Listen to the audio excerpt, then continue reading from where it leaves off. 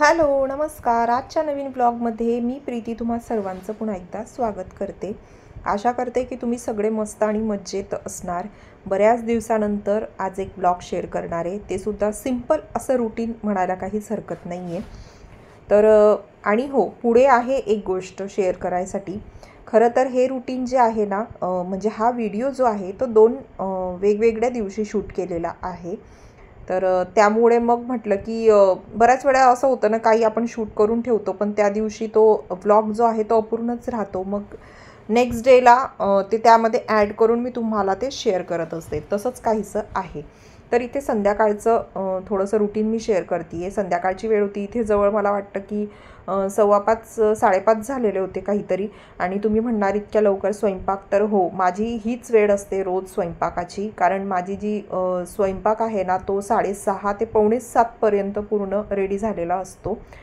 तर त्यामुळे ना संध्याकाळी मी 5-5:30ला एका साईडला चहा, म्हणजे चहा वगैरे माझी घेऊन झालेली आहे आणि त्यानंतर मग मी स्वयंपाकाची तयारी लगेचच करून घेते. तर आज मी बनवणार आहे पालक पनीर, जे की माझ्या घरामध्ये नेहमीच बनतं आणि बऱ्याचशा ब्लॉगमध्ये तुम्हाला ते दिसतंसुद्धा, म्हणजे शेअरसुद्धा केलेलं आहे. आणि सध्या आता थंडीचे दिवस सुरू झालेले आहेत, तर आता तर पालक म्हणजे भरपूर होणार आणि त्यातल्या त्यात पालक पनीर खूप. कारण पालक पनीर ना माझ्या सोहमला खूप आवडतं. आणि इतर भाज्या जे म्हटलं ना, कोरडा पालक वगैरे भाजी आपण करतो, सुकी भाजी, अशा भाज्या माझ्या घरामध्ये ना खाल्ल्याच जात नाही. महेश पण नाही खात आणि सोमसुद्धा खात नाही. मग त्यामुळे पालक पनीर किंवा पालकचे पराठे किंवा डाळ पालक, असे पालकचे जे वेगळ्या रेसिपी आहेत ना, तशा बनवते मी, की जेणेकरून पालक खाल्ला जायला पाहिजे. किंवा मग कच्चा सलादमध्ये मी ते करते. म्हणजे आमच्या खानदेशमध्ये खुडा बनवतात, तर तशा प्रकारे खाल्ला जातो. तर सोहमला पालक पनीर नेहमीच आवडतो. तर त्याच्यामुळे माझ्याकडे ना 8-10 दिवसातून एकदा पालक पनीर हे असतंच. बऱ्याच जणांच्या घरामध्ये स्पेशल मेनू म्हणून पालक पनीर असतं, पण माझ्या घरामध्ये स्पेशल म्हणायला गेलं तसं काहीच नाही, कारण सगळ्या रेसिपीज मी नेहमी बनवतच असते. आणि मी तुम्हाला बऱ्याच वेळा हे सुद्धा सांगितलेलं आहे की माझ्या रेसिपीनं तुम्हाला वेगवेगळ्या पद्धतीने, म्हणजे जेव्हा केव्हा शेअर करेल, तर आज पालक पनीरची रेसिपी जर शेअर केली तर नेक्स्ट टाईम मे बी थोडी वेगळी असू शकते, कारण मी वेगवेगळ्या प्रकारे बनवण्याचा प्रयत्न करत असते नेहमीच. ठीक आहे. आता आजच बघा, पालक पनीर बनवणार आहे तर नेहमी मी मिरची ॲड करते, लसूण मिरची पेस्ट. पण आज मी तिखट टाकलेलं आहे थोडासा. तर क्विकली तुम्हाला पटकन मी रेसिपी सांगते. तर तेल गरम झाल्यानंतर त्याच्यामध्ये थोडंसं जिरं टाकलं. त्यानंतर त्याच्यामध्ये मी बारीक चॉप केलेला कांदा टाकला. प्युरी न टाकता मी बारीक कांदा करून टाकलेला आहे. तो छान हे झाल्यानंतर, म्हणजे सॉफ्ट झाल्यानंतर त्याच्यामध्ये टोमॅटो, अद्रक आणि लसूणची पेस्ट मी ॲड केलेली. छान त्याला थोडं तेल सुटायला लागला की मग मसाले ॲड केले. मसाले म्हणजे बेसिक मसाले, थोडेसे हळद टाकलेली, लाल तिखट टाकलेलं आणि गरम मसाला ॲड केलेला. तेल सुटेपर्यंत मसाला छान फ्राय करून घेतला आणि त्यानंतर मग याच्यामध्ये पालक प्युरी जी आहे ती मी ॲड केलेली आहे. आणि त्याच्यामुळे ना, म्हणजे तिखट वापरल्यामुळे थोडासा भाजीचा कलर हा थोडा रेडिश, म्हणजे थोडा वेगळा येतो. आणि जेव्हा मिरची वापरते ना त्यावेळेला थोडा वेगळा येतो. त्यानंतर मग चवीनुसार मी मीठ ॲड केलेलं आहे. आणि बस भाजी एका साईडला मी उकळायला ठेवून दिली. जे मिक्सरचं भांडं होतं त्यात पाणी टाकून मी हे ते साईडला ठेवून दिलेलं. आणि पनीर मी बघत होते तर अजूनही फ्रीजमधून काढून ठेवलं केव्हापासून, पण ते थोडंसं हार्ड होतं, सॉफ्ट नव्हतं. म्हटलं मग ते सर्वात शेवटी टाकूया. तर हे रुटीन होतं. आता मध्येच मी ही क्लिप का ॲड केलेली तर तेही सांगते. मी बऱ्याच वेळेला माझं सोफा क्लिनिंग जे आहे, जे मी घरी करते, ते तुम्हाला बऱ्याच वेळेला मी दाखवलेलं आहे की मी कशा पद्धतीने करते. या घरामध्ये आल्यानंतर मी सोफा क्लीन तर केलेलाच आहे, पण आमच्या आजूबाजूला इतकी कामं चालू होती त्याच्यामुळे ना डस्ट खूप येते. आणि त्याच्यामुळे माझं असं होतं की 2-3 महिने गेल्यानंतर आपण सोफा प्रॉपर बाहेरून क्लिनिंग करून घेऊया. आणि मी हे माझ्या व्लॉगमध्ये सांगितलंसुद्धा होतं तुम्हाला की मी अर्बन क्लॅप कंपनीकडून लोकांना बोलवून ते प्रॉपर क्लीन करून घेणार आहे. तर मग मी ते टाळत होती. म्हटलं चला दिवाळीच्या वेळेला आपण करूया. आणि झाली अशी गंमत की मी ते विसरून गेली ते म्हणजे बुक करायचं. आणि नंतर मला अपॉइंटमेंट मिळत नव्हती. म्हणजे यांची असतं ना, आता दिवाळी म्हटल्यानंतर हे लोक पण बिझी असतात, तर मला ते मिळतच नव्हतं. आणि फायनली हा दिवस माहिती का, धनतेरसच्या दिवशीचं हे शूट केलेलं होतं मी. म्हणजे धनतेरसचा व्लॉग मी शूट केलेला, जर तुम्ही बघितलेला नसेल तर बघा. तर हे मी वेगळं शूट करून ठेवलेलं होतं. म्हटलं ते त्या दिवशीच्या याच्यामध्ये हे नाही दाखवायचं होतं मला. तर मग त्या दिवशीचं मला त्यांची अपॉइंटमेंट मिळाली. म्हटलं की चालेल मला, म्हणजे बुकिंग मिळाली, अपॉइंटमेंट नाही. त्या दिवशी मी ते बुक केलं आणि मग ते आले दुपारी. तर अशा पद्धतीने मग सोफा क्लिनिंग त्यांनी ती प्रोसेस जी आहे ती सुरू केली. आणि मी तुम्हाला स्टार्टिंगलाच दाखवलं की सोफा किती घाण झालेला होता, की जसं मी म्हटलं की रोज इकडे डस्ट खूप उडते त्याच्यामुळे ना, आणि काही जे डाग आहेत ना, घरी आपण किती क्लीन केले ना तरीसुद्धा बघा तुम्ही कॉर्नरला किती ते काळं काळं झालेलं होतं. आणि यावेळेला तर मी वरच्या वरतीच क्लिनिंग केली होती, डीप क्लिनिंग केलेलीच नव्हती, कारण मला यांना बोलवायचंच होतं. म्हटलं एकदा प्रॉपर, कारण या सोफ्याला ना 6 वर्ष झालेली आहे, मी घरीच त्याला क्लिनिंग करत होते, मेंटेन करत होते, त्यामुळे ते तेवढं तरी राहिलेलं आहे. माझा सोफा अजूनही चांगल्याच कंडिशनमध्ये आहे. तर आणि इथे आल्यानंतर मला नवीन सोफा तर घ्यायचाच नव्हता, तर म्हटलं की यालाच आपण छान असं क्लीन करून घेऊया. आणि खरंच खूप मस्त यांनी क्लिनिंग केलं. तर अर्बन क्लॅप सोबतनं माझा हा जो एक्सपिरियन्स होता सोफा क्लिनिंगचा तो खरंच खूप छान होता. मस्त उत्तम पद्धतीने त्यांनी म्हणजे जे काही डागं वगैरे होते ना सोफ्यावरती ते पूर्ण प्रॉपर क्लीन झालेले. आणि ते सगळं क्लिनिंगला पण प्रोसेस म्हणजे मोजून मला वाटतं अर्धा पाऊण तासामध्ये ते गेले पण. आणि प्रॉपर बघा मी दाखवण्याचा प्रयत्न करते की खूप छान पद्धतीने ते क्लीन केलेलं त्यांनी. फक्त त्यांनी सांगितलं होतं की हे सगळं झाल्यानंतर ना तुम्ही 5 ते 6 तास सोफा जो आहे ना तो वाळू द्यायचा, म्हणजे फॅन चालूच ठेवायचा, त्याच्यावर बसायचं वगैरे नाही. पण हे दुपारी आले होते आणि रात्रभरामध्ये म्हणजे नेक्स्ट डेपर्यंत ते खूप मस्त असा वाळून गेलेला होता. आणि त्यानंतर मग मी जे सोफा सेटचे कवर वगैरे नवीन घेतलेले होते ते सुद्धा मी मिनी ब्लॉगमध्ये शेअर केले होते, तर ते पण मी टाकून घेतलेले होते. आणि त्याच्यानंतर सोफ्याचा ना खरंच लुकच चेंज होऊन गेलेला. तर मी तेच म्हणत होते, म्हणजे ॲक्च्युली याच्या आधीसुद्धा मी जसं म्हटलं की बऱ्याच वेळेला मी तुम्हाला दाखवलं क्लिनिंग कसं करायचं, पण ना हे जे क्लिनिंग प्रोसेस आपण घरी पण करू शकतो, पण आपल्याकडे ना असे व्हॅक्यूम पाहिजे, तर ते नसतात आपल्याकडे. त्यामुळे मग सोफ्यामध्ये जर पाणी वगैरे गेलं तर ते कसं करणार ना, त्याची थोडी भीती वाटते. म्हणून वरच्यावरती मी व्हॅक्यूम क्लीनरने किंवा ब्रशच्या साह्याने ती क्लीन करायची. पण माझा सोफा खूप मस्त क्लीन झालेला आहे. माझा एक्सपिरियन्स यांच्यासोबत खूप छान होता. आणि मी डिसाईड केलं की म्हटलं वर्षातून एकदा किंवा 2 वर्षातून एकदा यांनाच बोलवून यांच्याकडून ते क्लीन करून घ्यावं. आणि तुम्ही बघू शकता नेक्स्ट डेला मी कवर वगैरे टाकलेले होते, तर किती सुंदर असा लुक येत होता. मला वाटतं नेक्स्ट डेला नाही, 1-2 दिवसानंतर मी हे शूट केलं होते, कारण मी ते विसरून पण गेले होते.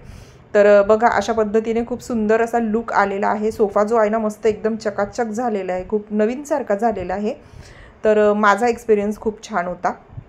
तुम्ही कधी अर्बन क्लॅपवाल्यांकडून काही क्लिनिंग वगैरे करून घेतलेलं असेल तर तुम्हीसुद्धा तुमचा एक्सपिरियन्स माझ्यासोबत नक्की शेअर करा. आता आपण बॅक टू रुटीन म्हणजे आजच्या दिवसावर प्रेझेंट डेवर मी आलेली आहे. पालक पनीरची कढई जी आहे ती साईडला मी ठेवून दिलेली आहे, म्हणजे भाजी एका साईडला होते. कणिक मी मळून ठेवलेली होती. एकाच वेळेला 2 म्हणजे मी स्वयंपाकाला जेव्हा येते ना तेव्हा भाजी करून ठेवून मग पोळ्यानंतर करेल असं मी करत नाही कधीही. कणिक मळून ठेवते, एका साईडला भाजी टाकते आणि पटकन एका साईडला मी चपाती करते. म्हणजे चॉपिंग वगैरे होत असते तोपर्यंत कणिक मळून ठेवून देते, म्हणजे ती सॉफ्ट होऊन जाते. तर असं माझं रुटीन असतं, ज्याच्यामुळे काय होतं ना 2 गोष्टींची हे होते. एकतर तुम्ही मल्टीटास्किंग करता त्याच्यामुळे तुमची कामं जी आहे ना ती पटापट होतात. बऱ्याच जणांना पाहिलं की स्वयंपाक करायला सुद्धा अक्षरशः भाजीपोळी करायची म्हटलं ना तर अर्धा-1 तास लागतो. मला तेवढा वेळ कधीच लागत नाही. प्रॉपर पद्धतीने जर केलं ना तर खरं स्वयंपाक करायला वेळ लागत नाही. आणि माझं तेच असतं की आता तर 3 शेगडींचा आहे ना माझा स्टोव, तर मग एका साईडला भाजी असते, एका साईडला चपाती असते आणि एका साईडला कधीतरी दूध असतं किंवा मग दुसरी भाजी असते किंवा मग भात लावलेला असतो. तर एका वेळेला भरपूर कामं अशी आटपून होऊन जातात. इथे भाजी एका साईडला होत होती तोपर्यंत मी गरमागरम चपात्यासुद्धा करून घेणार आहे. आणि जसं मी म्हटलं की संध्याकाळी माझा स्वयंपाक खूप लवकर आवरतो, कारण आम्ही लवकर जेवण करतो. जास्तीत जास्त 7:30, कुठे बाहेर गेलो तर 8. मी तरी थोडं उशिरा करते किंवा सोहमचं तरी थोडं उशिरा होतं, कारण सोहम क्लासवरून आल्यानंतर जेवण करतो. आणि मलाही सध्या कसं की स्वयंपाक वगैरे झाला तर मग बऱ्याच वेळेला मैत्रिणींची गप्पा वगैरे मारायला थोडा वेळ खाली फेरफटका मारायला गेली ना की मग मी आल्यानंतर जेवण करते. तर महेशचं तसं नाही, महेश ऑफिसमधून आले की लगेच फ्रेश होतात आणि लगेच ते जेवण करतात, कारण सकाळचं म्हणजे दुपारचं लंच झालेलं असतं, त्यानंतर ते काही खात नाही ऑफिसमध्ये. आणि त्यांचं जेवण म्हणजे मिनिमम 2 पोळ्या, 2 पोळ्यांच्या वरती ते खातच नाही. हां, त्याच्यानंतर ते फ्रूट्स किंवा मग काही लागलीच भूक तर ते खातात, पण संध्याकाळी लवकर जेवण करतात. आणि त्यांच्यामुळे आम्हालासुद्धा ती सवय लागलेली आहे. आणि खरंच सांगते ही खरंच चांगली सवय आहे, कारण जितकं लवकर तुम्ही जेवण करताना तर काय होतं ना, आपण जेवण करण्यापासून तर आपल्या झोपेचा टाईम याच्यामध्ये बराच वेळ पाहिजे, नाही तर जेवलं आणि झोपलं तर त्याचा त्रास हा आपल्याला खूप होतो, हेल्थ इश्यूज खूप वाढतात आपले. तर असं व्हायला नको पाहिजे.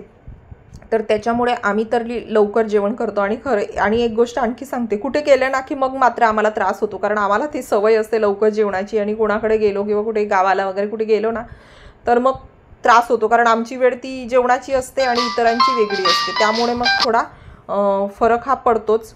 पण त्याच्यावर ऑप्शन नाही आहे, त्याच्यावर काय करणार आपण, नाही का. तर वाट बघावी लागते. तर बोलता बोलता बघा माझा स्वयंपाकसुद्धा झालेला आहे. चपात्या होत्या, चपात्या कढायला पण काही वेळ लागत नाही, पटापट होतात. आणि यावेळेला जी पीठ मी आणलेलं होतं ना ते थोडंसं जाडसर होतं, त्याच्यामुळे चपात्या ज्या आहेत ना थोडा वाकस पण होतो. त्या मी गाळून घेतलं ते पीठ, तरीसुद्धा मला वाटत होतं ते. इथे आता 1-2च चपाती माझी राहिलेली होती आणि पालक पनीर असेल तर थोड्या अशा छोट्या छोट्या मी चपात्या वगैरे बनवून घेते.